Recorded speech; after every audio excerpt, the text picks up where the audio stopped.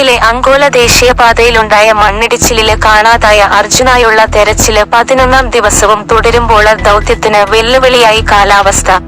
കഴിഞ്ഞ ദിവസം മുതൽ പ്രദേശത്ത് കനത്ത മഴയാണെന്നും കാലാവസ്ഥ പ്രതികൂലമായതിനാലാണ് തെരച്ചിലില് കാലതാമസം നേരിടുന്നതെന്നും അർജുന്റെ ഭാര്യ സഹോദരൻ ജിതിൻ പറഞ്ഞു.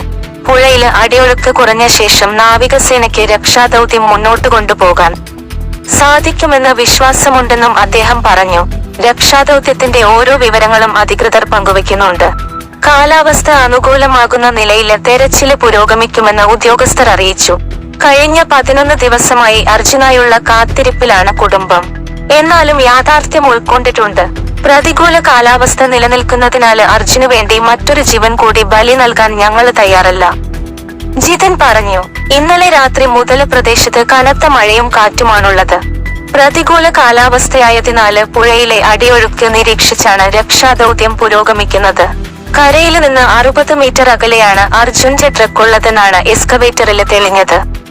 ബോർഡ് ഉപയോഗിച്ചുള്ള പരിശോധനകളും ഇന്നലെ നടത്തിയിരുന്നു. മനുഷ്യ സാന്നിധ്യം തിരിച്ചറിയുന്നതിനായി തെർമൽ പരിശോധന നടത്തിയെങ്കിലും കനത്ത മഴ കാരണം ദൗത്യം താത്കാലികമായി നിർത്തിവെക്കുകയായിരുന്നു.